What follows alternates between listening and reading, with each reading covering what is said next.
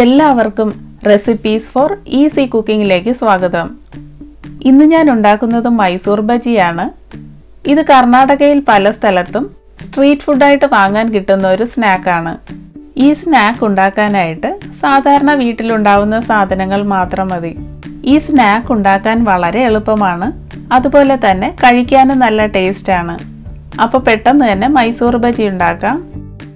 ബജി ഉണ്ടാക്കാനായിട്ട് ഞാൻ ഇതുപോലെ അരക്കപ്പ് അരിപ്പൊടി എടുത്തിട്ടുണ്ട്. ഇത് സാധാരണ ഇടിയപ്പം, പത്തിരി ഇതൊക്കെ ഉണ്ടാക്കാനായിട്ട് ഉപയോഗിക്കുന്ന വറുത്ത അരിപ്പൊടിയാണ്. അരക്കപ്പ് മൈദപ്പൊടി വേണം. അധികം പുളിയില്ലാത്ത അരക്കപ്പ് തൈര് എടുത്തിട്ടുണ്ട്. ഇനി 1 ടീസ്പൂണോളം ഇഞ്ചി ഇതുപോലെ ചെറുതായിട്ട് അരിഞ്ഞെടുത്തിട്ടുണ്ട്. ഇനി എരിവിന് ആവശ്യമായ പച്ചമുളക് കൂടെ ചേർത്ത് കൊടുക്കാം. ഞാനിപ്പോൾ പകുതി പച്ചമുളകാണ് ചേർക്കുന്നത്. 1/2 ടീസ്പൂൺ ജീരകം, 1/2 ടീസ്പൂണോളം ഉപ്പ്, 1/4 ടീസ്പൂൺ സോഡാപ്പൊടി. ഇനി ഇതുപോലെ അല്പം മല്ലിയില ചെറുതായിട്ട് അരിഞ്ഞ് ചേർത്ത് കൊടുക്കുന്നുണ്ട്. ഇനി ഒരു മീഡിയം സൈസ് സവാളയുടെ പകുതി ഇതുപോലെ ചെറുതായിട്ട് അരിഞ്ഞിട്ട് കൊടുക്കാം. ആവശ്യത്തിന് വെള്ളം കൂടെ ചേർത്ത് ഇത് നന്നായിട്ട് മിക്സ് ചെയ്തെടുക്കണം.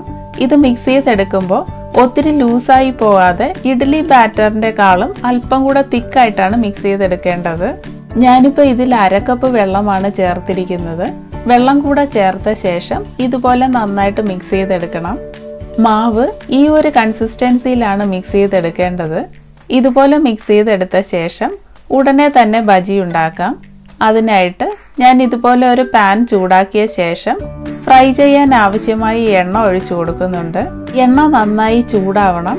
എണ്ണ നന്നായി ചൂടായ ശേഷം ഇതുപോലെ കുറേശ്ശെ മാവ് ഒഴിച്ചു കൊടുക്കാം. മാവ് ഒഴിച്ച ശേഷം തീ കുറച്ച് വയ്ക്കണം. അപ്പോൾ ഈ സ്നാക്ക് ഒരുപോലെ നല്ല കളറിൽ ഫ്രൈ ചെയ്തെടുക്കാൻ പറ്റും. ഒരു വശം വെന്ത് കഴിയുമ്പോൾ മറിച്ചിട്ട ശേഷം അകവശം നന്നായിട്ട് വെന്ത് വരുന്നത് വരെ ഫ്രൈ ചെയ്തെടുക്കണം.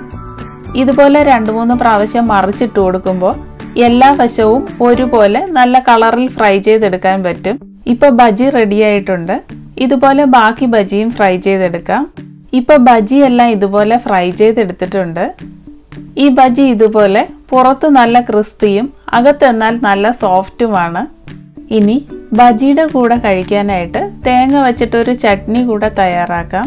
അതിനായിട്ട് പാൻ ചൂടാക്കിയ ശേഷം 1 ടീസ്പൂൺ എണ്ണ ഒഴിച്ചു കൊടുക്കുന്നുണ്ട്. എണ്ണ നന്നായി ചൂടായി കഴിയുമ്പോൾ ഇതുപോലെ 1 ടേബിൾ സ്പൂണോളം പരിപ്പിട്ട് കൊടുക്കാം. ഇതുപോലെ ഒരു വെളുത്തുള്ളി ഇട്ട് കൊടുക്കാം. ചെറിയ കഷ്ണം ഇഞ്ചി, 1/2 ടീസ്പൂൺ ജീരകം, എരിവിന് ആവശ്യമായ പച്ചമുളക്, 1/2 കപ്പ് തേങ്ങ. ഇനി തേങ്ങയുടെ കളർ അധികം മാറിപ്പോകാതെ ഇതെല്ലാം കൂടി ഒന്ന് റോസ്റ്റ് ചെയ്തെടുക്കണം. അതിനുശേഷം ആവശ്യത്തിന് ഉപ്പ് ചേർത്ത് കൊടുക്കാം. ഇനി 1/4 ടീസ്പൂണോളം കായപ്പൊടി ചേർത്ത് കൊടുക്കുന്നുണ്ട്. ഇനി ഇതെല്ലാം കൂടി ഒന്നുകൂടി വഴറ്റിയെടുക്കാം. അതിനുശേഷം ഇതിനെ ഒന്ന് അരച്ചെടുക്കണം.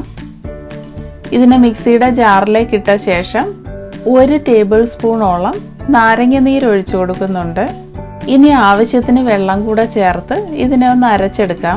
തേങ്ങ ഇപ്പോൾ ഇതുപോലെ നന്നായിട്ട് അരച്ചെടുത്തിട്ടുണ്ട്. ഇനി ഇതിനെ മറ്റൊരു പാത്രത്തിലേക്ക് മാറ്റി വയ്ക്കാം. ഇനി കടുക് വറുക്കാനായിട്ട് പാൻ ചൂടാക്കിയ ശേഷം 1 ടീസ്പൂൺ എണ്ണ ഒഴിച്ചു കൊടുക്കുന്നുണ്ട്. എണ്ണ ചൂടായ ശേഷം 1/2 ടീസ്പൂൺ കടുക് ഇട്ട് കൊടുക്കാം. കടുക് പൊട്ടി കഴിയുമ്പോൾ ഇതുപോലെ ഒരു വറ്റൽ മുളക് ചെറുതായിട്ട് മുറിച്ചിട്ട് കൊടുക്കുന്നുണ്ട്. ഇനി ചട്നിയിൽ അല്പം മല്ലിയില അരിഞ്ഞതിട്ട ശേഷം കടുക് പൊട്ടിച്ചതുകൂടെ മുകളിലിട്ട് കൊടുക്കാം. വളരെ ടേസ്റ്റി ആയിട്ടുള്ള ബജിയും ചട്നിയും റെഡി ആയിട്ടുണ്ട്.